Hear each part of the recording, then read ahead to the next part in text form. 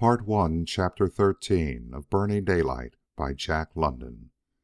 Recording is in the public domain. 6,000 spent the winter of 1897 in Dawson, and work on the creeks went on apace, while beyond the passes it was reported that 100,000 more were waiting for the spring. Late one brief afternoon, Daylight, on the benches between French Hill and Skookum Hill, caught a wider vision of things. Beneath him lay the richest part of Eldorado Creek, while up and down Bonanza he could see for miles. It was a scene of a vast devastation. The hills to their tops had been shorn of trees. Their naked sides showed signs of goring and perforating that even the mantle of snow could not hide. Beneath him in every direction were the cabins of men, but not many men were visible. A blanket of smoke filled the valleys and turned the gray day to melancholy twilight. Smoke arose from 1,000 holes in the snow, where, deep down on bedrock, in the frozen muck and gravel, the men crept and scratched and dug, and ever built more fires to break the grip of the frost. Here and there, where new shafts were starting, these fires flamed redly. Figures of men crawled out of the holes or disappeared into them, or, on raised platforms of hand-hewn timber, windlassed the thawed gravel to the surface, where it immediately froze. The wreckage of the spring washings appeared everywhere: piles of sluice boxes, sections of elevated flumes, huge water wheels, all the debris of an army of gold-mad men. "It's plain gophering," Daylight muttered aloud. He looked at the naked hills and realized the enormous wastage of wood that had taken place. From this bird's eye view he realized the monstrous confusion of their excited workings. It was a gigantic inadequacy. Each worked for himself, and the result was chaos. In this richest of diggings, it cost out by their feverish, unthinking methods, another dollar was left hopelessly in the earth. Given another year, and most of the claims would be worked out, the sum of the gold taken out would no more equal what was left behind. Organization was what was needed, he decided, and his quick imagination sketched Eldorado Creek from mouth to source, and from mountain top to mountain top, in the hands of one capable management. Even stream thawing, as yet untried, but bound to come, he saw would be makeshift. What should be done was to hydraulic the valley sides and benches, and then, on the creek bottom, to use gold dredges such as he had heard described as operating in California. There was the very chance of another big killing. He had wondered just what was precisely the reason for the Guggenhammers and the big English concerns sending in their high-salaried experts. That was their scheme. That was why they had approached him for the sale of worked-out claims and tailings. They were content to let the small mine owners gopher out what they could, for there would be millions in their leavings.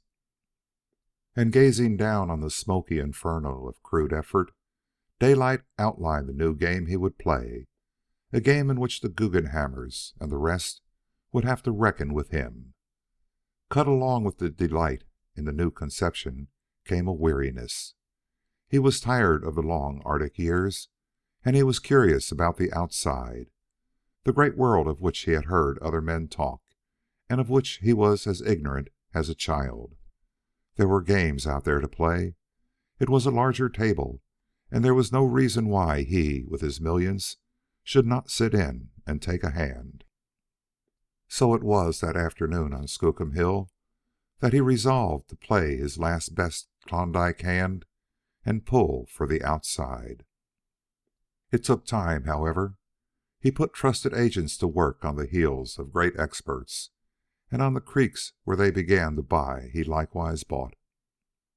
Wherever they tried to corner a worked-out creek, they found him standing in the way, owning blocks of claims or artfully scattered claims that put all their plans to naught.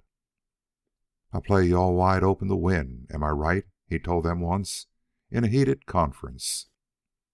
Followed wars, truces, compromises, victories, and defeats. By 1898, 60,000 men were on the Klondike, and all their fortunes and affairs rocked back and forth and were affected by the battles Daylight fought. And more, the taste for the larger game urged in Daylight's mouth. Here he was already locked in grapples with the great Guggenhammers and winning, fiercely winning. Possibly the severest struggle was waged on Ophir, the veriest of moose pastures, whose low-grade dirt was valuable only because of its vastness. The ownership of a block of 7 claims in the heart of it gave Daylight his grip, and they could not come to terms. The Guggenhammer experts concluded that it was too big for him to handle, and when they gave him an ultimatum to that effect, he accepted and bought them out. The plan was his own, but he sent down to the States for competent engineers to carry it out. In the Rinkabilly watershed, 80 miles away, he built his reservoir, and for 80 miles the huge wooden conduit carried the water across country to the Ophir. Estimated at $3 millions, the reservoir and conduit cost nearly $4. Nor did he stop with this. Electric power plants were installed, and his workings were lighted as well as run by electricity. Other sourdoughs who had struck it rich in excess of all their dreams shook their heads gloomily, warned him that he would go broke, and declined to invest in so extravagant a venture. But Daylight smiled and sold out the remainder of his townside holdings. He sold at the right time, at the height of the placer boom. When he prophesied to his old cronies in the Moosehorn Saloon that within 5 years town lots in Dawson could not be given away, while the cabins would be chopped up for firewood, he was laughed at roundly and assured that the mother lode would be found ere that time. But he went ahead, when his need for lumber was finished, selling out his sawmills as well. Likewise, he began to get rid of his scattered holdings on the various creeks, and without thanks to anyone, he finished his conduit, built his dredges, imported his machinery, and made the gold at Ophir immediately accessible. And he, who 5 years before had crossed over the divide from Indian River and threaded the silent wilderness, his dogs packing Indian fashion, himself living Indian fashion on straight moose meat, now heard the hoarse whistles calling his hundreds of laborers to work, and watched them toil under the white glare of the arc lamps. But having done this thing, he was ready to depart. And when he let the word go out, the Guggenhammers vied with the English concerns and with the new French company in bidding for the Ophir and all its plant. The Guggenhammers bid highest, and the price they paid netted Daylight a clean $1 million. It was current rumor that he was worth anywhere from 20 to 30 millions.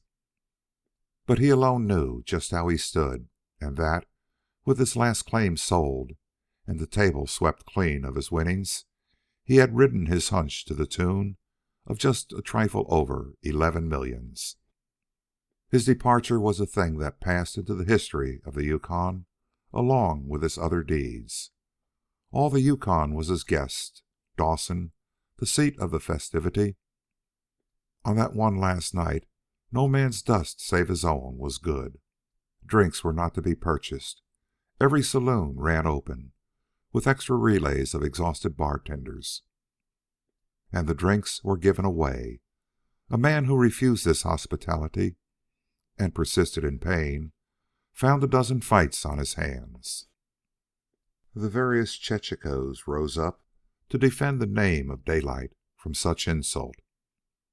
And through it all, on moccasined feet, moved Daylight, hell-roaring, burning Daylight, overspilling with good nature and camaraderie, howling his he-wolf howl, and claiming the night as his, bending men's arms down to the bars, performing feats of strength, his bronzed face flushed with drink, his black eyes flashing, clad in overalls and blanket coat, his ear flaps dangling and his gauntleted mittens swinging from the cord across the shoulders. But this time it was neither an ante nor a stake that he threw away, but a mere marker in the game that he, who held so many markers, would not miss. As a night, it eclipsed anything that Dawson had ever seen. It was Daylight's desire to make it memorable, and his attempt was a success. A goodly portion of Dawson got drunk that night. The fall weather was on, and though the freeze up on the Yukon was still delayed, the thermometer was down to 25 below zero and falling. Wherefore, it was necessary to organize gangs of lifesavers, who patrolled the streets to pick up drunken men from where they fell in the snow and where an hour's sleep would be fatal. Daylight, whose whim it was to make them drunk by hundreds and by thousands, was the one who initiated this life-saving. He wanted Dawson to have its night, but in his deeper processes, never careless nor wanton, he saw to it that it was a night without accident. And like his olden nights, his ukase went forth that there should be no quarreling, no fighting, offenders to be dealt with by him personally.